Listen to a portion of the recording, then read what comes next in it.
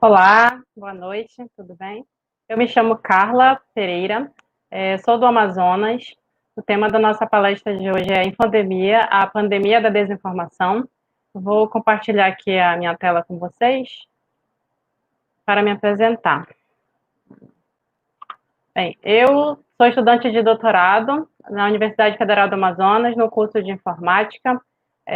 A minha tese é focada em credibilidade da informação em páginas web, e eu faço parte do grupo de pesquisa de segurança de sistemas e tecnologias emergentes da Universidade Federal.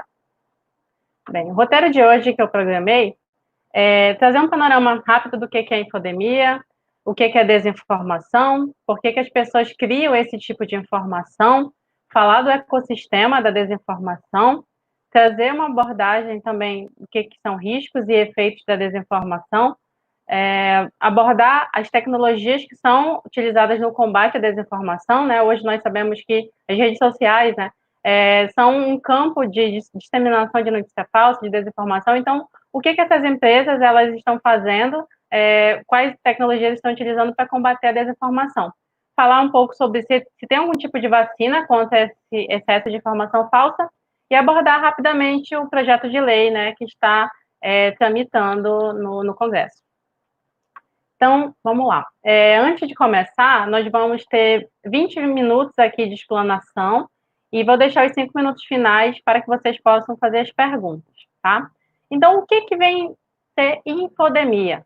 Infodemia é um excesso de informação, né? Então, se você tem uma temática específica, você recebe um grande volume daquela informação, né? Então, nós estamos num momento de pandemia, né, onde o assunto principal é Covid, coronavírus, e eu acredito que todo mundo que tem esse contato com as redes sociais, com a internet, até mesmo com os jornais, né, que são as mídias tradicionais, perceberam um grande excesso de informações.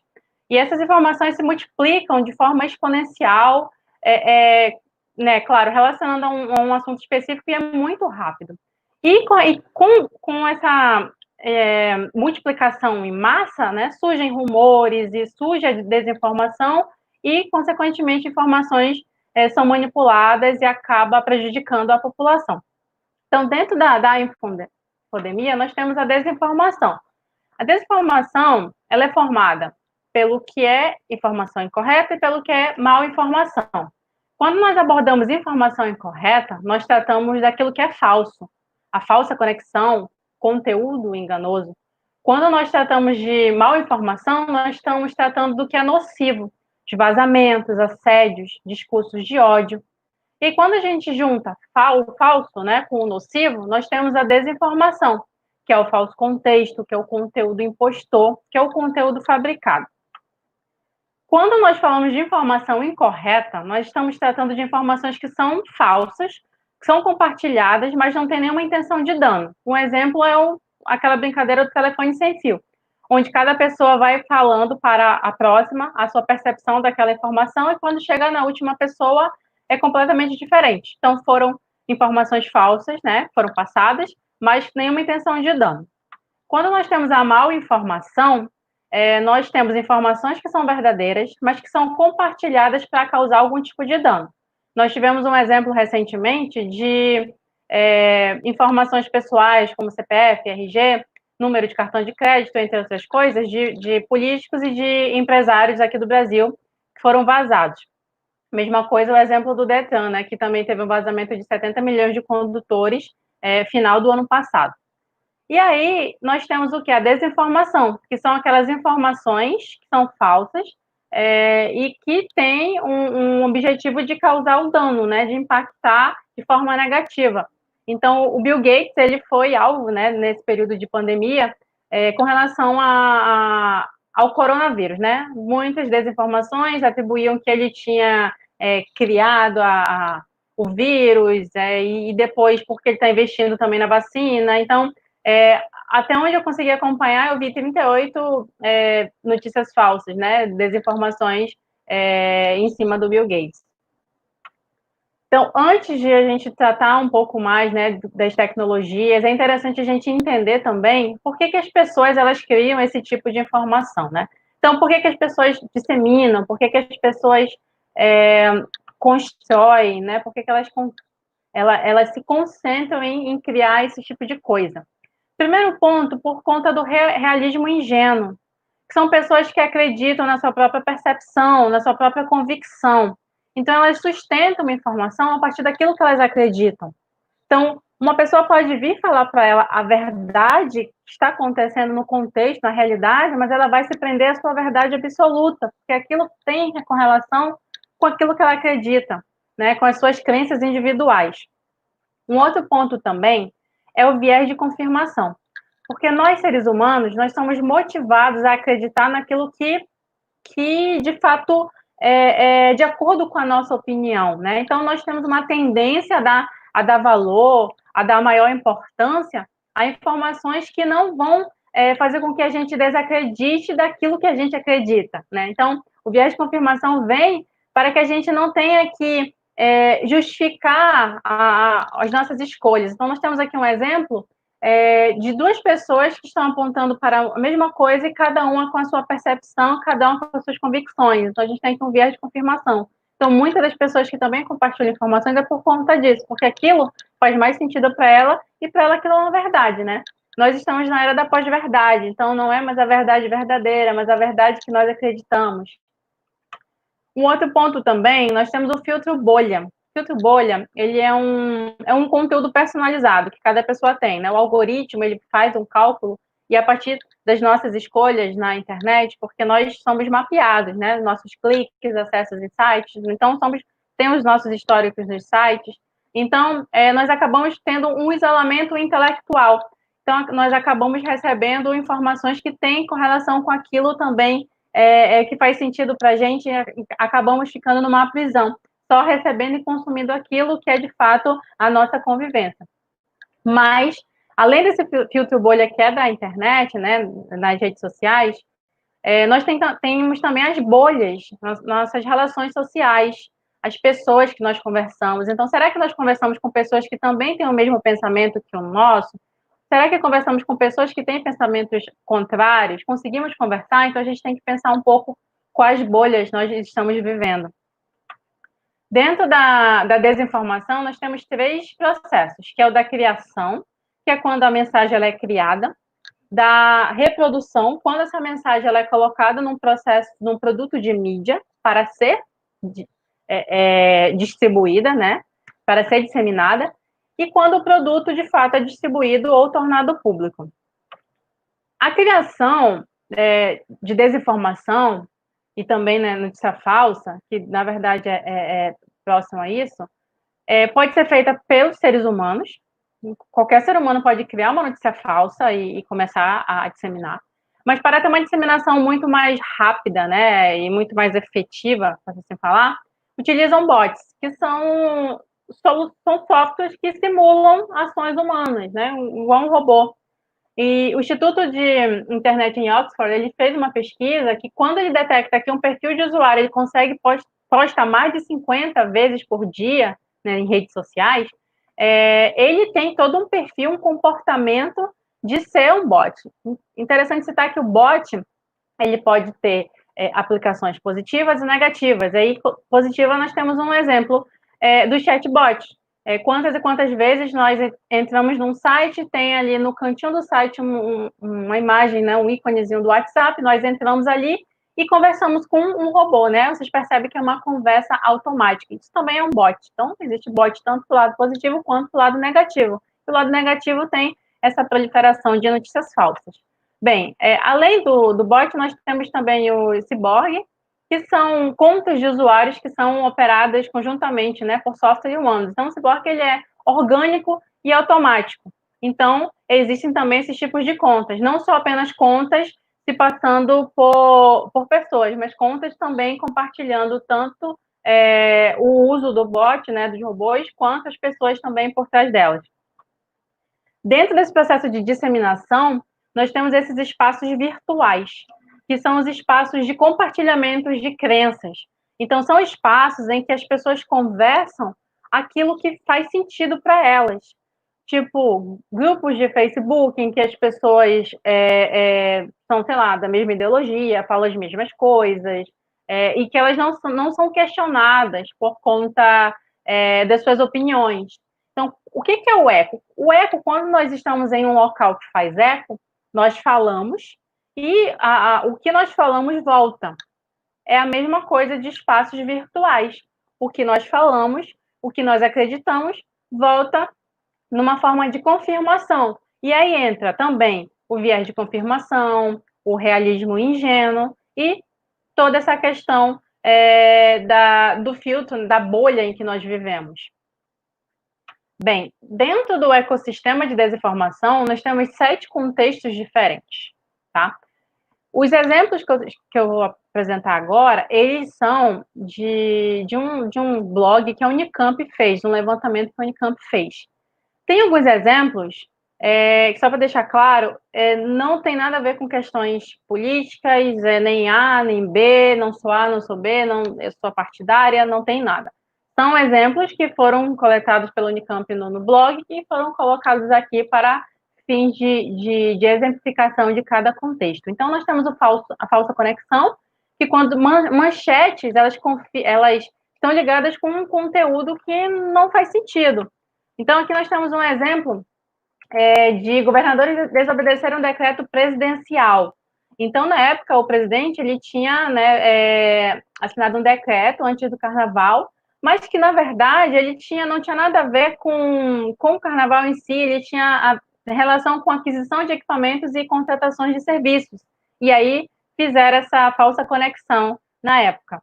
Bem, nós temos aqui o falso contexto, que é quando o conteúdo é verdadeiro, só que ele é compartilhado como se fosse uma informação falsa. Aqui nós temos o exemplo, eu sou de Manaus, né, moro em Manaus, então sou aqui do Amazonas, e saiu a notícia de que estava desenterrando 26 caixões com pedras aqui no Amazonas.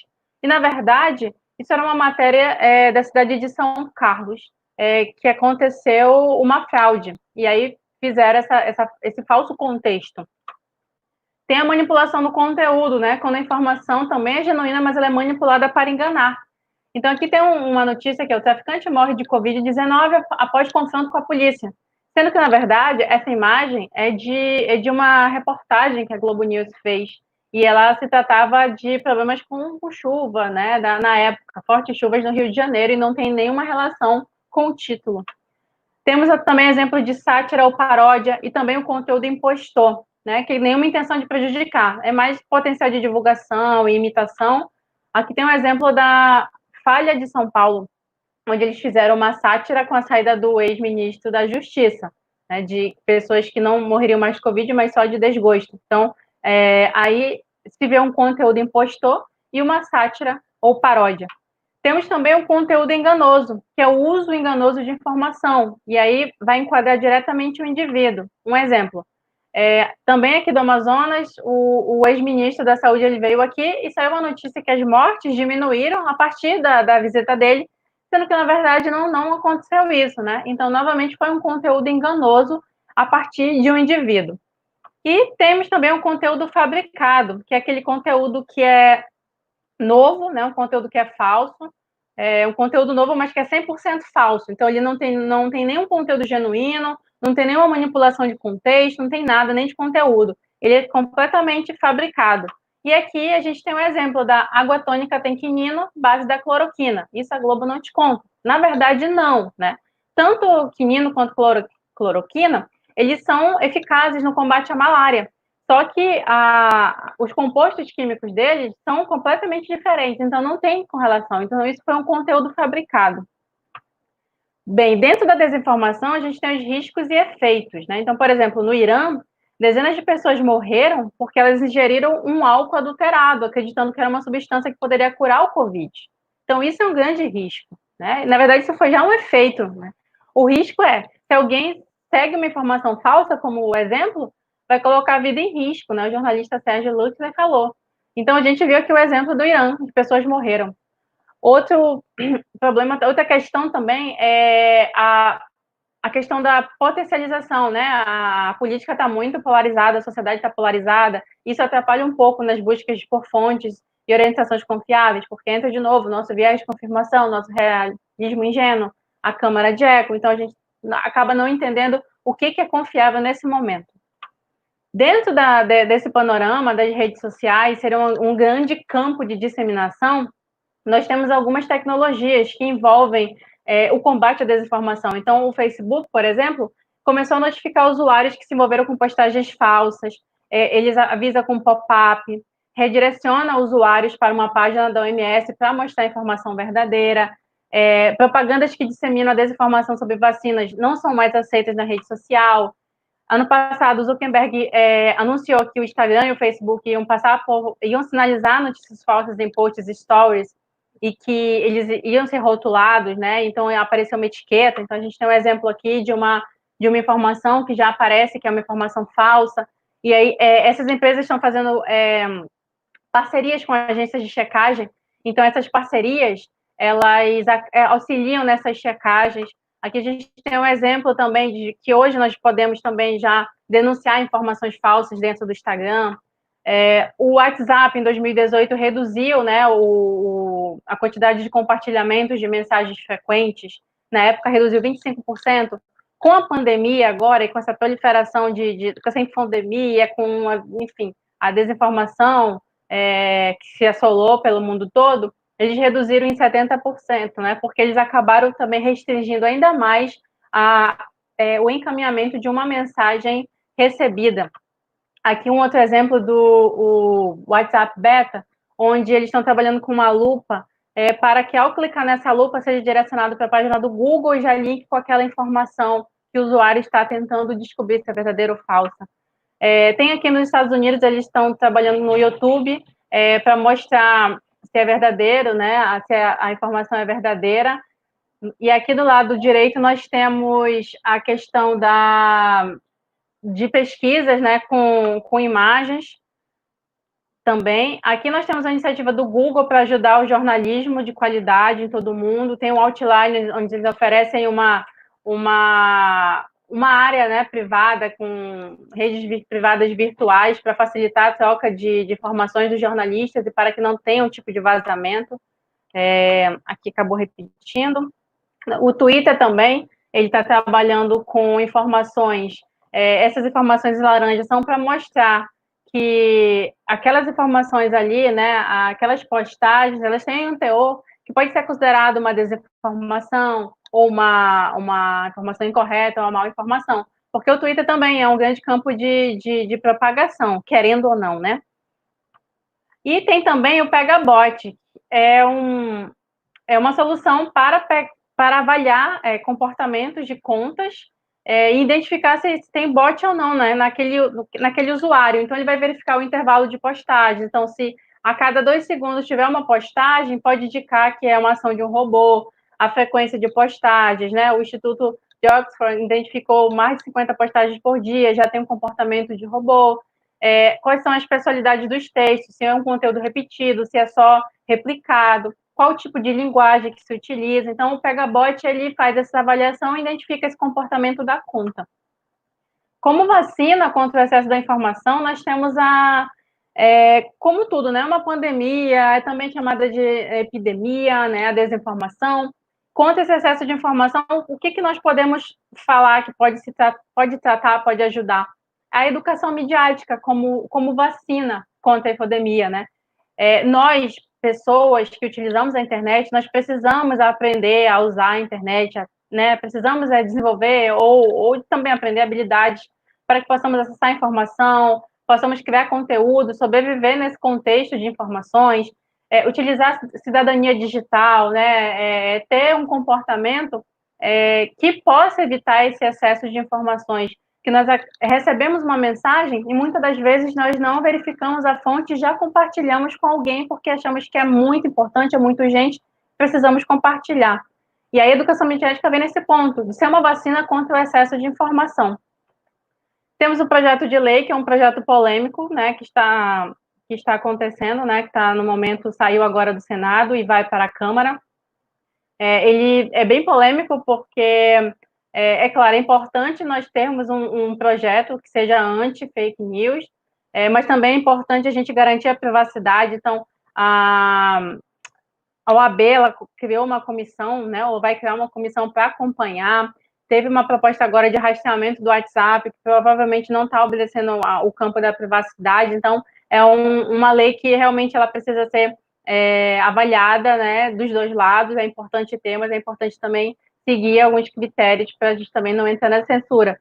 Claro que os parlamentares que apresentaram, eles deixaram bem claro que não é censura, né? Mas a lei, o projeto de lei, na verdade, ela está nessa polêmica, nesse ambiente polêmico. Acredito que deu os 20 minutos e agora eu vou abrir para perguntas.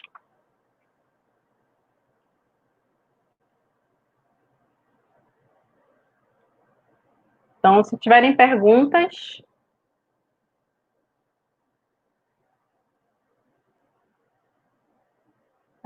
Obrigada, Cleviane. Quero poder... Verdade, é verdade. A bolha, ela é um grande problema mesmo, assim. Nós estamos acostumados a conversar, né, com pessoas que pensam, né, até tipo, muito tipo, não vou perder minha energia, né? Mas, de fato, a gente precisa fazer esse exercício, né? Claro, devagar. A gente pode, de repente, sair da bolha nas mídias tradicionais, né? Então, hoje a gente, vou dar um exemplo, podemos acessar mídias que têm muita correlação com o nosso viés de confirmação. E aí, de repente, começar a procurar outros tipos de mídias que vão um pouco contra o nosso viés. Para a gente ter um panorama das duas situações e ter uma visão mais holística daquilo que está acontecendo, né? E não simplesmente vedar os olhos e seguir aquilo que a gente acredita. Mas realmente é um grande desafio mesmo sair da bolha, né? No nosso dia a dia, dos nossos grupos, as conversas, é bem complicado mesmo. Tem mais perguntas?